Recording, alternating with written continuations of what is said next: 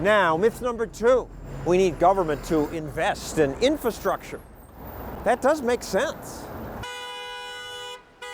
We do need ways of getting places faster, and building infrastructure does create jobs. Let's get moving. These days, politicians want to spend more on trains. The 220-mile-an-hour train that would take us from L.A. to San Fran in 2 hours and 40 minutes. Cool, except this is only a promise.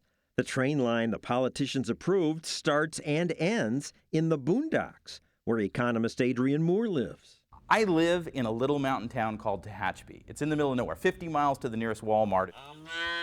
And the high-speed rail line in California comes right through my town. This thing is like the boondoggle of boondoggles. Nobody's living where you're building. Mass transit advocate Dennis Litton helped get the train project funded. Lots of people live in California. They're starting high-speed rail in the middle of the state because that's where you can build it fast. We envision high-speed rail connecting the big endpoints, Los Angeles, San Francisco, San Diego. That will cost another $100 billion. You're expecting private investors. Private investors will be a part of the mix. Have any come forward? Not at this time, but there's every reason to believe that they will. The private money was always a joke because private money will invest in something where they can make a profit. There's no way this project is ever going to pay for itself. So why does it happen? Oh, because it's visionary, John. It's very, very visionary. Trains will revolutionize our global transportation infrastructure. Trains are romantic. Litton likes California's Amtrak trains.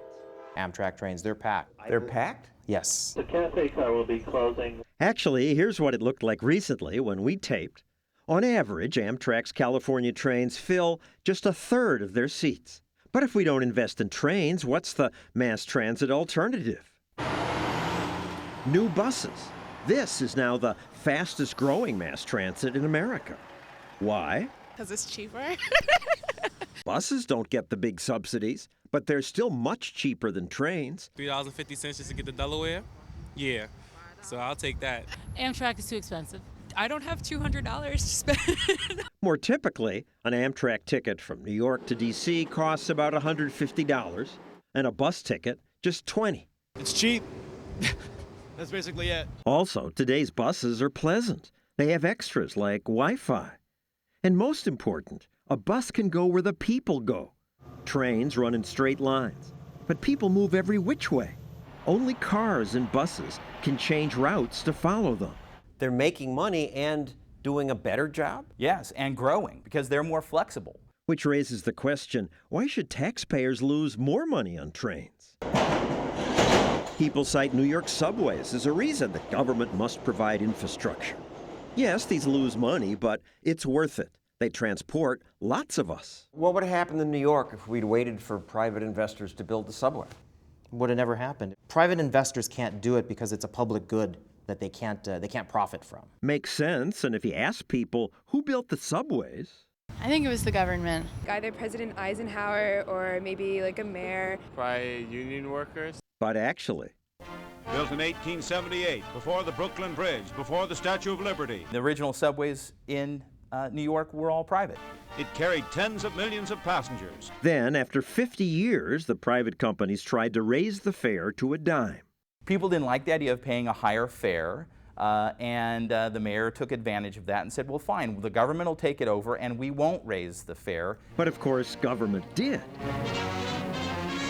And now the fare is $2.50. And now that government builds subways, construction takes longer. This subway was supposed to be done in 1938. Then they said 1980. Now they say 2018. It's taken so long that the subway cars built for it, which cost $1 million each, now won't be used because they no longer fit the tracks. And we no longer need the ultraviolet lights they have to kill polio germs.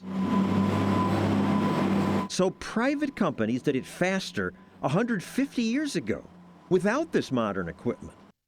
Why? Because they had competition and their own money on the line.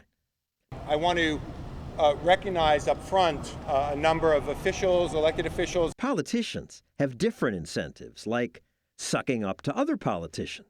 Councilmember Jessica Lappin, Councilmember Daniel Garodnick. And government workers have time to stand around.